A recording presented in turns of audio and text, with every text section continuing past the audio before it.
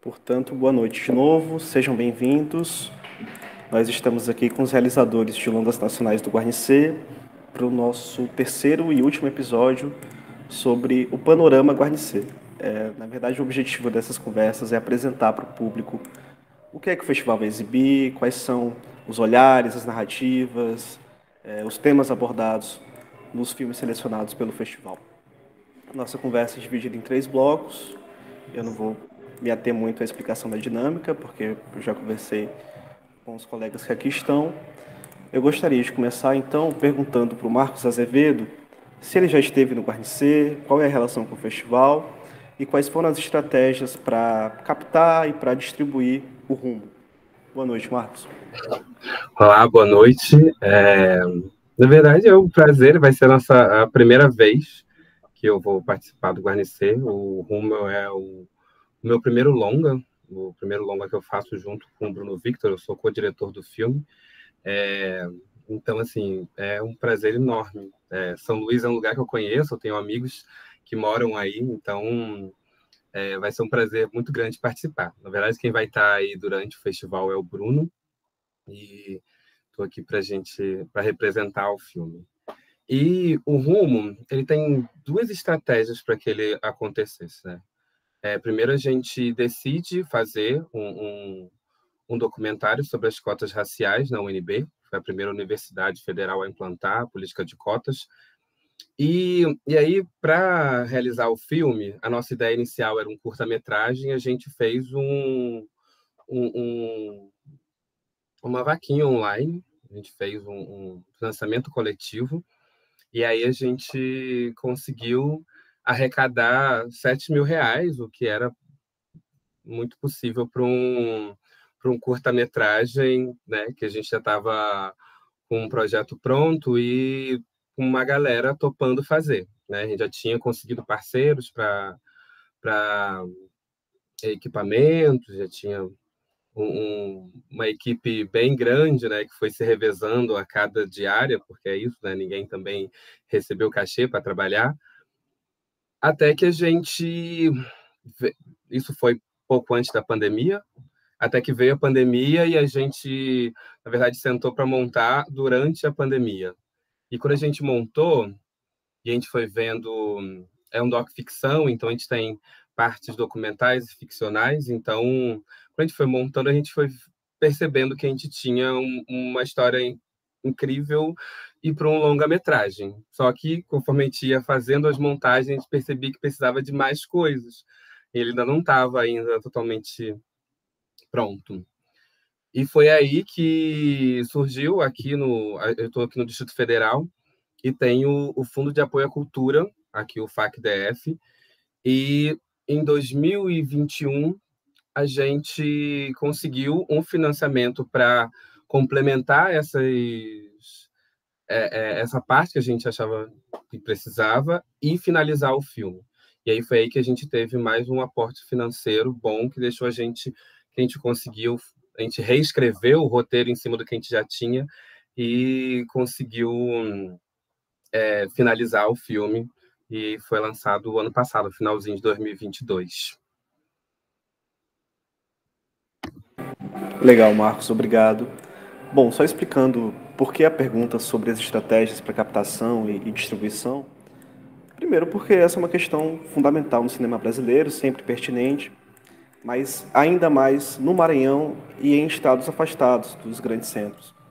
Então, o Guarnicê sempre se preocupou muito com essa pauta e nós estamos vivendo uma conjuntura de discussão, de construção de políticas públicas, então acredito que a discussão se faz ainda mais pertinente nesse momento. Bom, Priscila já veio ao Guarnicê, já esteve aqui conosco, conta pra gente como é que foi fazer No Vazio do Ar. Boa noite. Boa noite. Eu nunca estive no Guarnicê, mas eu amo o Maranhão muito, assim, até porque eu sou do Pará, né? Então somos estados irmãos, né? Com praticamente o Maranhão, as pessoas um fluxo muito intenso entre as pessoas dos 2 estados, então a cultura é muito parecida. Então é um prazer imenso poder passar um filme de Belém e São Luís enfim, por serem cidades irmãs, né? O meu filme foi captado com a CSN, com a Companhia Siderúrgica Nacional, e eu, então, quero agradecer a CSN e ao Ministério da Cultura por terem viabilizado esse filme. E acho que o mais importante que eu tenho para falar, talvez, sobre ele, na verdade, é que é um filme que foi perdido e encontrado várias vezes. Eu me perdi fazendo ele várias vezes e me reencontrei várias vezes. Porque é um filme muito pessoal, faz parte, conta uma parte da história da minha vida. Então, foi muito difícil para mim voltar a certos lugares onde eu passei a minha infância e falar sobre coisas que eu nunca tinha falado. Acho que a principal coisa para mim foi que foi a primeira vez que eu coloquei minha voz no filme, que eu narrei qualquer coisa. Sendo mulher da região norte, sempre foi muito complicado falar. Sempre foi uma coisa que toda vez que eu tentei, tinha alguém para me dizer que eu não deveria fazer, que eu não deveria falar no filme que eu estava sentindo ou que eu queria. Chegaram a me perguntar, quem vai querer te ouvir? Por que é importante que tu fales? E hoje demorou 40 anos, né? Demorei 40 anos de idade para entender que sim, eu tenho uma posicionalidade que é importante e que eu tenho direito de falar e que eu tenho direito de me expressar. Quem quem é sempre invisibilizado ou silenciado, como nós mulheres somos, falar é um grande ato. Então, esse é o meu primeiro filme falado com a minha própria voz, seja ela estranha, incômoda, com um sotaque diferente e tudo isso. Então, enfim, é isso. É um filme que eu perdi e encontrei várias vezes e acho que a estrutura do filme é essa. E, enfim, vou ficar muito feliz de estar passando ele em São Luís. Priscila, portanto, é nossa vizinha. Legal. Francisco, conta pra gente como é que foi fazer o desvio. Já esteve no Guarnicê? Qual é a tua relação com o festival? Boa noite. Boa noite, um prazer aí estar com vocês, um prazer estar com Praia do Silêncio, o nome do filme é Praia do Silêncio, no Guarnicê. Eu, na verdade, nunca estive em São Luís. O meu primeiro longa-metragem, Cores, esteve em São Luís, se não me engano, 2013 ou 2014. Eu não pude estar presente, enfim, o filme saiu bastante premiado, inclusive fiquei bem feliz aí. Estava meio em fim de carreira já, e enfim, então não estive presente, mas tenho bastante afeto aí pelo festival. Já passei aí com outro filme. E o Praia do Silêncio, na verdade, ele foi feito meio que numa ação entre amigos. Eu tinha acabado de rodar um longa-metragem também super independente, esperando editais não saíam, e aí era um filme relativamente simples de se rodar, um filme meio de câmera fixa, poucas locações, e aí eu escrevi meio que para um professor meu protagonizar, um professor que chama André Gatti, um cara que já fez outras participações no cinema, falava um pouco de um professor amargurado, que vive num trailer, numa praia isolada. Então a gente conseguiu fazer assim com pouquíssimos recursos. Depois que a gente captou essas imagens em 2 semanas de filmagem, eu parti para um processo de montagem que não foi fácil, muitas coisas que eu imaginava não se concretizavam na montagem, então foi um processo meio desgastante, quase uma certa desistência do filme em alguns momentos, mas aí eu consegui fechar um corte, eu precisava finalizar ele, e aí eu consegui uma parceria com a Drama Filmes, do Beto Brant e do Renato Ciasca, que eles tinham lá uma verba do fundo setorial de um suporte automático, que eles podiam investir em outros filmes, e aí eles me colaboraram para que eu conseguisse finalizar o filme. Então, o filme, a finalização dele foi bastante... foi feita com bastante primor, com muita cautela, porque é um filme muito que trabalha muito no registro da incomunicabilidade, então ele tem pouquíssimas falas, então a gente quis trabalhar muito as paisagens sonoras do filme, o 5.1 do filme, toda essa parte de som, enfim, então o filme ficou ficou muito bem acabado, assim, eu acredito, eu gosto bastante. E aí eu comecei a inscrever ele em festivais, sinceramente não teve uma carreira muito boa em festivais, ele entrou na Mostra Internacional de Cinema de São Paulo, e agora é o segundo festival que o filme tá entrando aí, depois de enfim, uns 6, 7 meses de inscrições. Então, estou muito feliz em estar mostrando o filme aí no Guarnecer. E aí, até o final do ano, até por uma questão de contratualmente com o Fundo Setorial do Audiovisual, eu preciso colocar o filme em cartaz. É um filme muito pequeno, então eu provavelmente vou fazer uma distribuição dele em uma sala no Rio, uma em São Paulo. Infelizmente, esses filmes pequenos não tem muita, acaba não tendo muita visibilidade na hora de distribuir, enfim. Então, eu acho que é mais ou menos esse aí o panorama do que o filme, desde o início da ideia até essa distribuição aí que eu vou ter que efetivar no final da carreira dele. Perfeito, Francisco. Obrigado. Bom, então, para a gente fechar esse primeiro bloco, eu vou perguntar para o Pedro Severino como é que foi fazer o Pernambucano fim de semana no Paraíso Selvagem. Boa noite, Pedro. Bem, boa noite, Bruno. Boa noite a todo mundo que está aqui assistindo a gente. O fim de semana no Paraíso Selvagem, ele surge em 2015, né? Eu com a vontade de pensar uma relação com territorialidade, luta de classes e cinema de gênero, meio que nesse encontro, né? Só que quando o projeto foi aprovado em 2016, parece que o roteirista do Brasil, assim, ele conseguiu ser mais surreal e mais cruel do que qualquer junção dessas na ficção, né? Então, a partir de 2016, com o golpe, né, que destituiu Dilma e tal, eu comecei um processo de tentar atualizar o filme em sua conexão com o tempo, sabe? Porque essas dimensões estavam em operação nesse jogo macropolítico, né, do Brasil e tal. Só que não parava, o Brasil não parava de surpreender, né? Então, o filme foi aprovado num edital que era de um programa chamado Arranjos Regionais. E um pedaço dos recursos era proveniente do Funcultura, aqui de Pernambuco, e a gente tinha que gastar um pedaço desse dinheiro para receber o dinheiro do Fundo Setorial do Audiovisual, né, gerido pela Ancine. E aí, cara, até 2019, a gente estava ainda recebendo dinheiro aqui do Funcultura, não tinha conseguido operacionalizar isso, e eu tinha muitas dúvidas se eu ia receber esse dinheiro do governo federal, porque tinha um governo fascista, um governo que era contra a cultura do Brasil, né? Eu disse, e aí tinha um dinheiro aqui estadual e eu tomei uma decisão de dizer, o filme ele tinha um prólogo que era tipo meia página.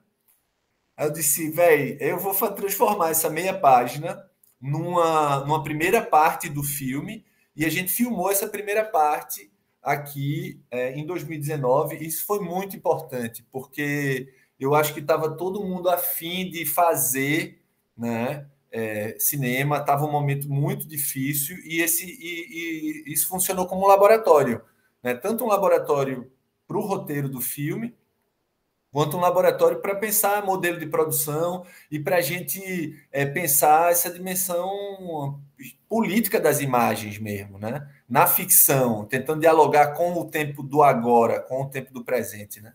E aí a gente seguiu, né? Buscando receber os recursos da Ancine, a gente teve que fazer uma pressão judicial, e aí veio a pandemia, e a gente conseguiu filmar em junho de 2021, né, durante a pandemia. E isso foi mais uma camada, né? Isso não entrou no filme enquanto uma narrativa objetiva, mas eu acho que um certo estado de espírito, né, desse Brasil adoecido transformou o roteiro do filme, e foi muito importante a gente filmar também naquele momento, sabe?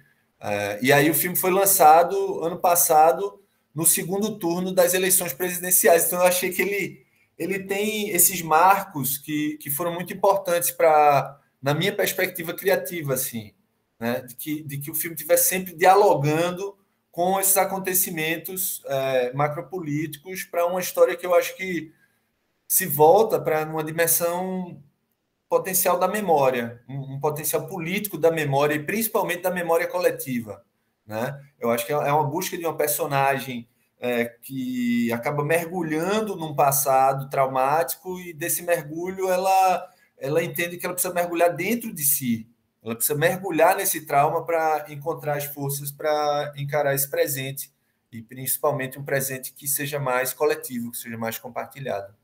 Foi um pouco esse o rolê do filme. Massa, Pedro. Obrigado. Bom, agora eu vou fazer uma pergunta bastante aberta para vocês, para deixar vocês à vontade para falar.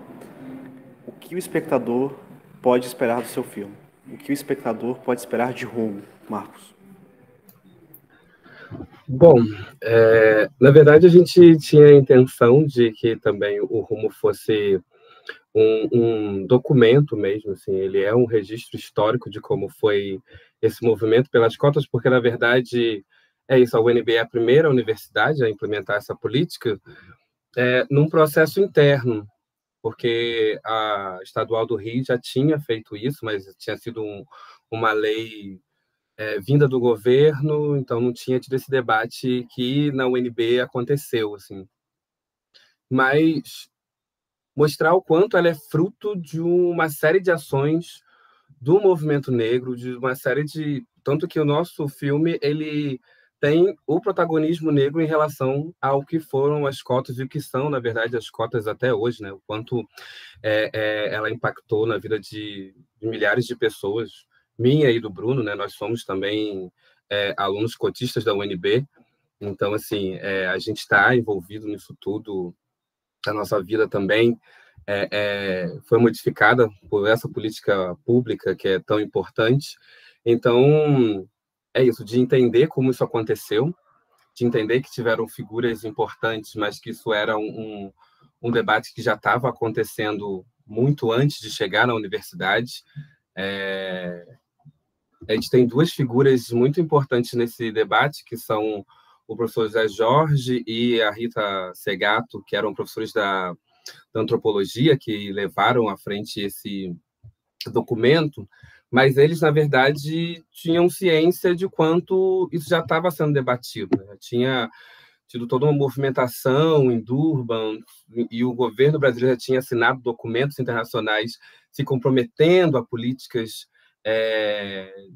de igualdade racial. Então, assim, eu acho que quem vai assistir o Rumo vai compreender isso, de que é isso, há uma movimentação, como sempre houve, para que se conquistasse qualquer coisa aqui nesse país, né? Assim, então, de ver na tela como pessoas negras se movimentaram, estudantes, que eu acho que isso no corte final ficou muito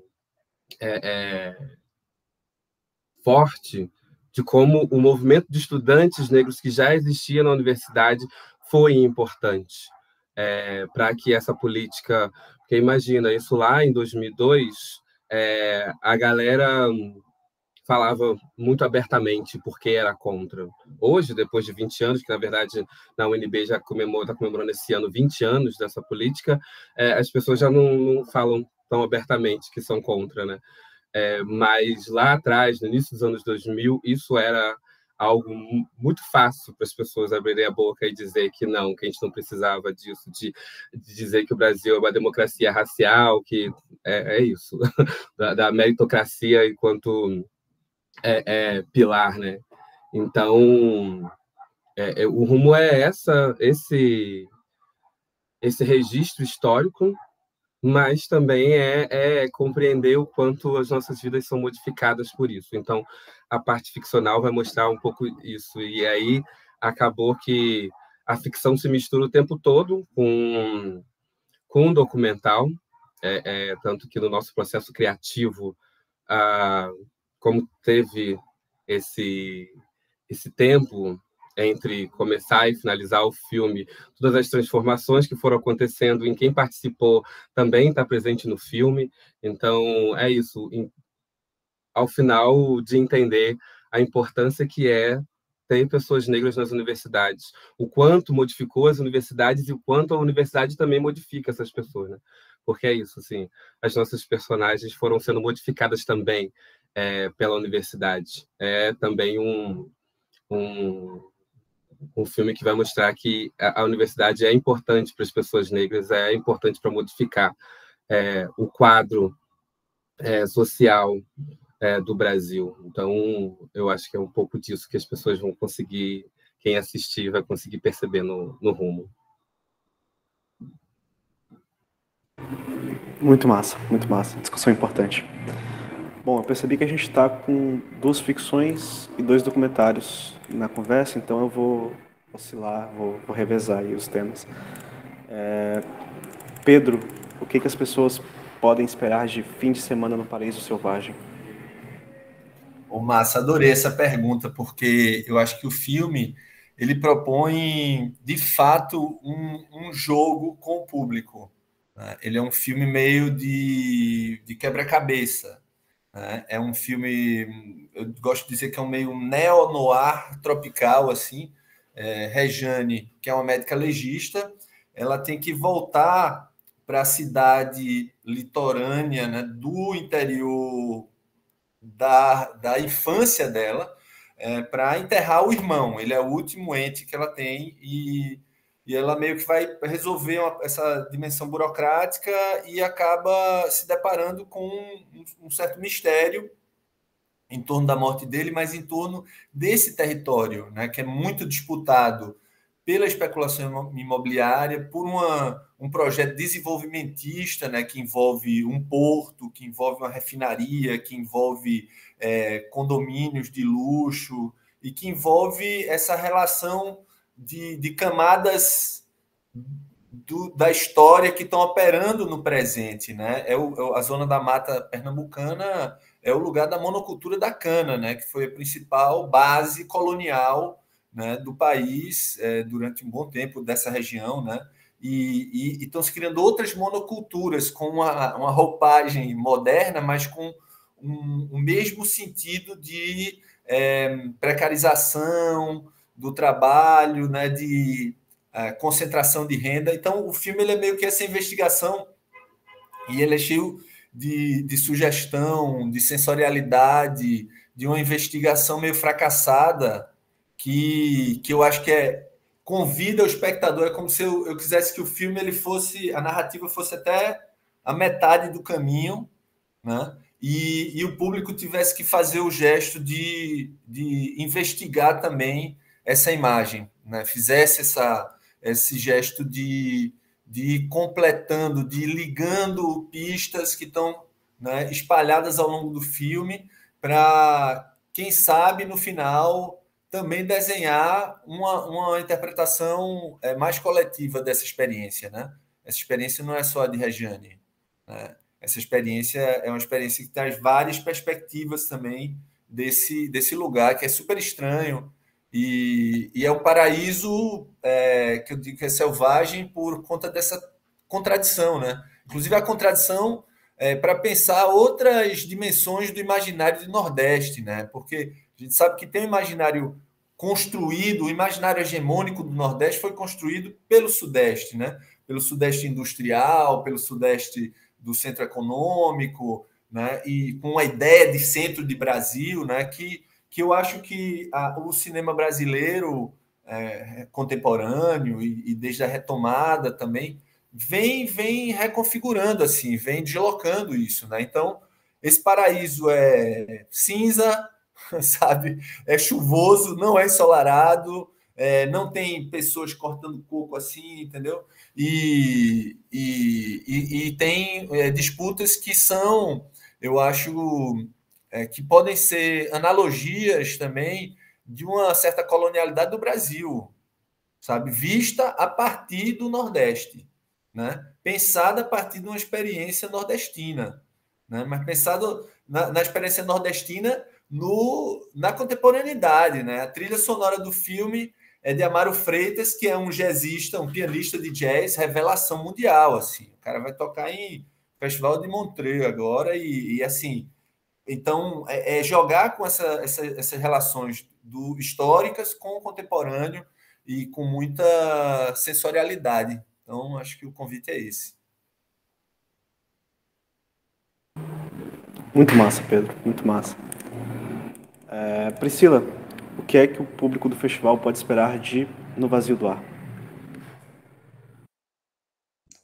Bom, é um filme sobre finitude, né? Na verdade, é sobre isso. Parece um filme sobre um aeroporto, mas não é sobre um aeroporto. É um filme sobre finitude, sobre como a gente pode trabalhar, não só a finitude da gente, mas a finitude dos espaços que a gente constrói, a finitude da nossa memória também. Como que a gente vai esquecendo as pessoas e como elas vão se apagando da nossa memória. Então, o filme foi muito difícil de fazer, porque tem a ver com a história, como eu disse, da minha vida e de espaços que foram meus e que vão se acabando durante o filme. Eu tive que deixar o filme se fazer também. Então, as pessoas vão ver que as falhas do filme estão todas elas narradas, porque a vida é muito louca, né? Eu não sei qual foi de vocês que falou foi o Pedro, que o roteirista do Brasil ficou doido. O roteirista da vida é muito doido, né, cara? E aí as coisas foram acontecendo nesse filme, parecia que cada pessoa que eu encostava para tentar seguir, acontecia algo que não dava para continuar o filme. E eu entendi que era aquilo que era o filme. Toda vez o filme era impedido de continuar de alguma forma. E eram esses fragmentos, né, que iam formando o que eu queria dizer. E assim como o Pedro, eu sou uma pessoa que tenta criar imagens desse lugar chamado Amazônia que possam ir além dos estereótipos que a gente tem formados não só pelo sudeste do Brasil, mas também pelo exterior, né, no nosso caso, da Amazônia, sempre filmados por pessoas de outros países. E essa visão de que o nosso lugar é essa coisa verde, gigante, essa névoa verde, né, essa coisa imensa, e que desabitada e sem cultura e sem história, né? Enquanto nós temos história, nós somos indivíduos com história, nós não somos. Então, construir essa nova imagem da Amazônia é uma função importante do cinema amazônico, e é isso que enfim, também está nesse lugar. Tentar. O aviador na Amazônia é muito mais do que só uma pessoa que faz voos rasantes em pistas de garimpo. Há muito mais, há uma complexidade muito maior, há muito mais coisas acontecendo. Então, qualquer coisa, eu acho, que seja feita na Amazônia que tire essa ideia de floresta selvagem da forma gringa que se pensa o selvagem, né? Acho que é alguma coisa que precisa existir. Enfim, espero que as pessoas gostem e que possam entender um pouco mais desse lugar que eu venho. As duas últimas falas estão muito sintonizadas com uma das propostas do festival, que é descentralizar o cinema brasileiro, fazer com que o cinema seja uma ferramenta de revelação de mundos diferentes, de lugares diferentes. Então, serão filmes muito importantes, assim como o Rumo será um filme importantíssimo. E, Francisco, conta pra gente o que o público vai assistir, o que o público pode esperar de Praia do Silêncio. Vamos lá, na verdade eu tinha feito dois filmes anteriores, que eram filmes adaptados de peças de teatro, que se passavam grande parte, um deles integralmente dentro de um apartamento, e eram muito verborrágicos, né? Então eu queria, na verdade, me reinventar em algum lugar e fazer um filme mais silencioso, assim, quase uma referência meio Bakhtiniana, onde poucas coisas acontecem, quase meio uma antitrama, né?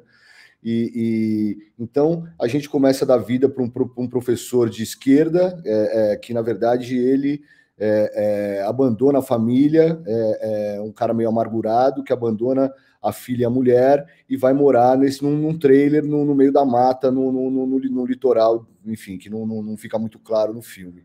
E a partir daí ele começa a ser narrado a história um pouco desses 20 anos que ele está ausente da filha e da esposa, através de trocas de cartas com a esposa dele, que também é uma professora universitária. E aí, então, o filme ele vai sendo muito narrado através dessa troca de cartas, mas é um filme, como eu falei, que ele trabalha muito no registro da antitrama, um personagem que é meio desprovido de qualquer possibilidade de conciliação. Então, é um filme muito sensorial, é um filme onde eu espero que o espectador esteja aberto para realmente decolar um pouco nesse nessas possibilidades narrativas que o filme propõe, que não são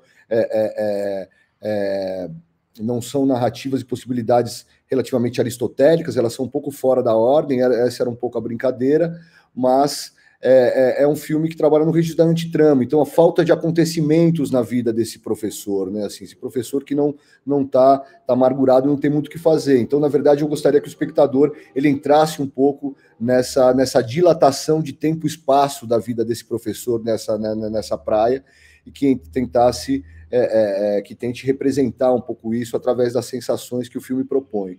Então, eu acho que basicamente é isso e, enfim, espero que seja bem recebido aí no festival. Legal, Francisco. E por coincidência, é o segundo ano consecutivo em que o festival tem um filme que tem praia no título e são filmes com perspectivas parecidas.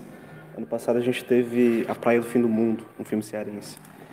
Ansioso para ver os filmes. E lembrando que o festival acontece em formato híbrido, então os filmes passam aqui em São Luís, depois vão para a plataforma, ficam disponíveis por 24 horas e meia. Também há a possibilidade de votação para o júri popular, né?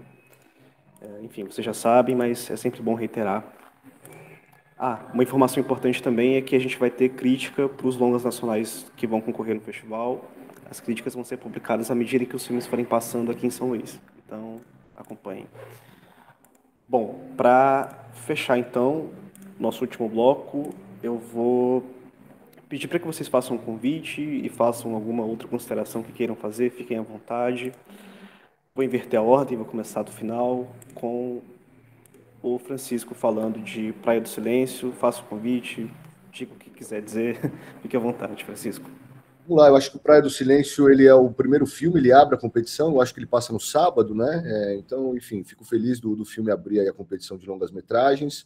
Como eu falei, eu não conheço São Luís, eu estou curioso, estarei chegando amanhã lá no São Luís para a abertura do festival. Espero que o público esteja presente, assista online, e eu vou estar lá, inclusive, para estabelecer essa troca presencial com o público aí, depois de uma pandemia que já acabou faz um tempo, enfim, mas a gente tanto tempo assistindo filmes nos festivais, tudo online, vai ser um prazer estar presencialmente lá com o público da cidade para estabelecer essa troca aí com vocês. Vai ser um prazer. Que estejam todos presentes aí. Massa, vai ser incrível. Pedro, e o fim de semana no Paraíso Selvagem? Faça o seu convite. Pedro vai estar em São Luís também, né, Pedro?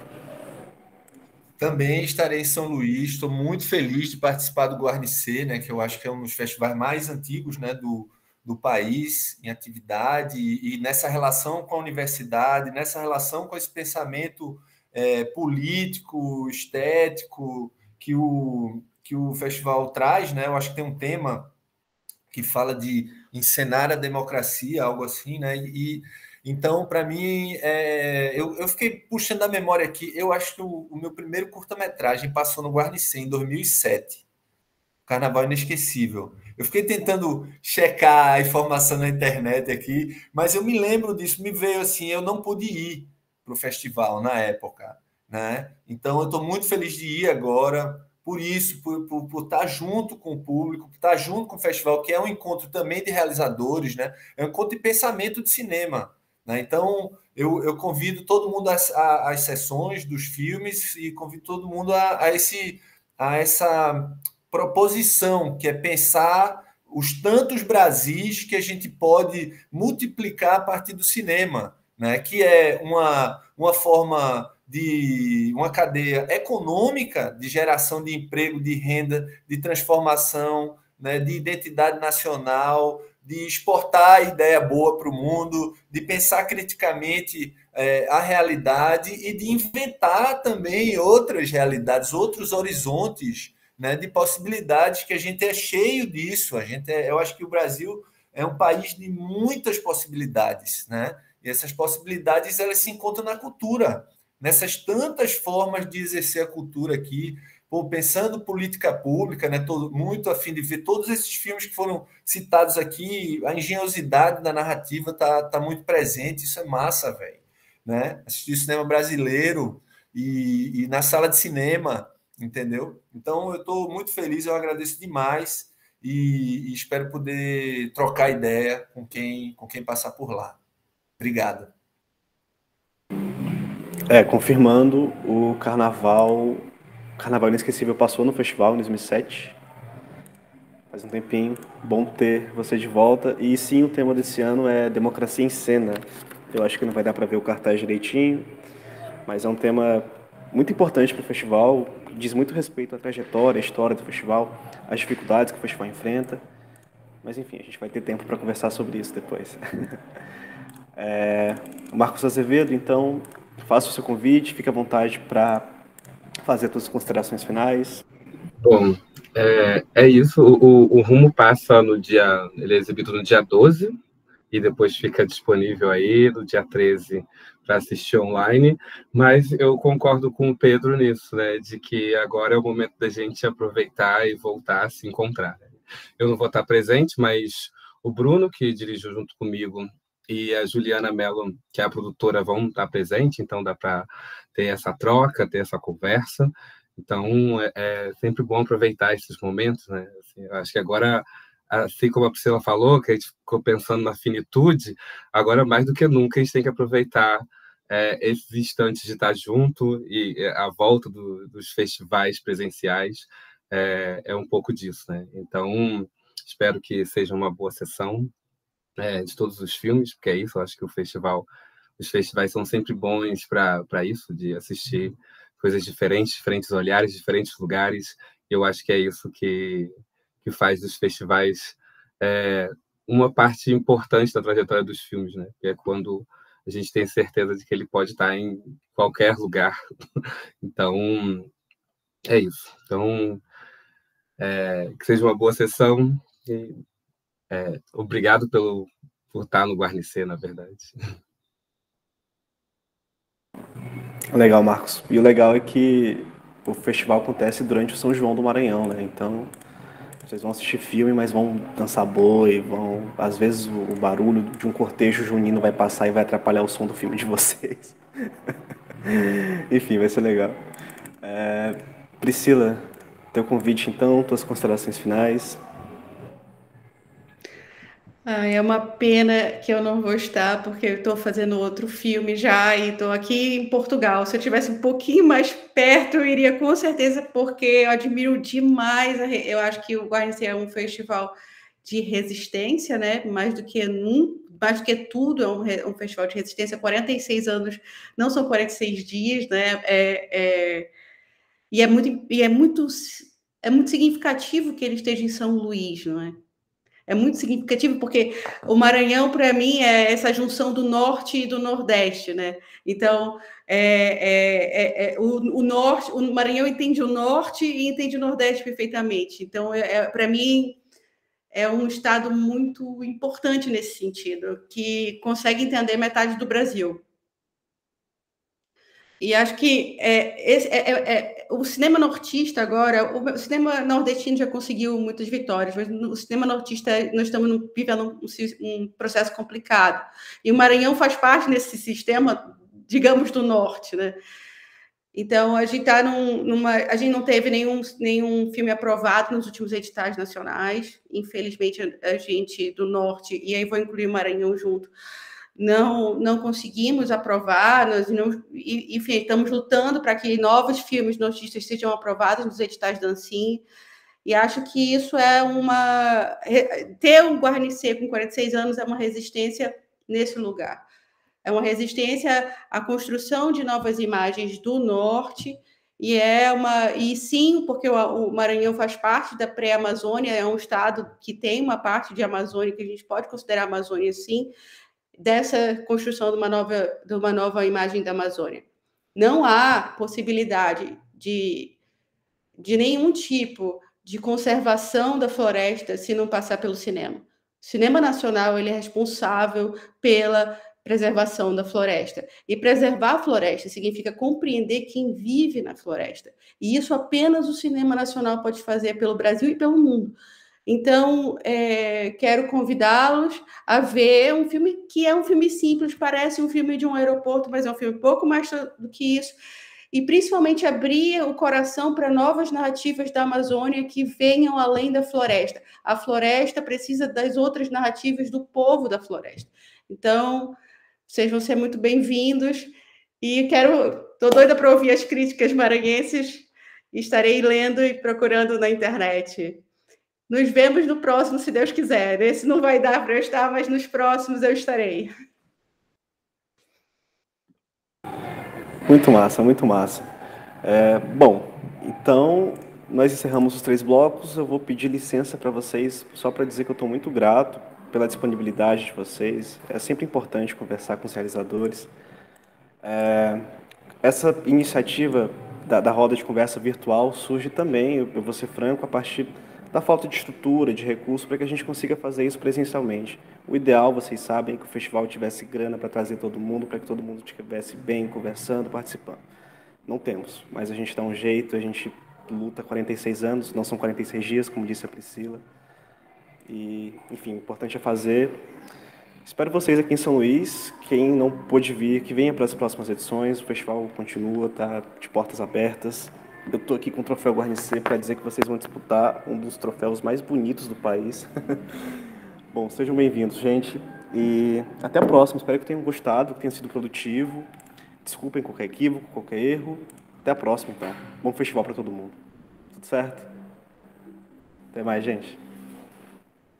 Um abraço. Galera, tchau, hein? Foi um prazer. Priscila, Marcos, espero encontrá-los aí em outros festivais e tal, mas eu adorei a conversa.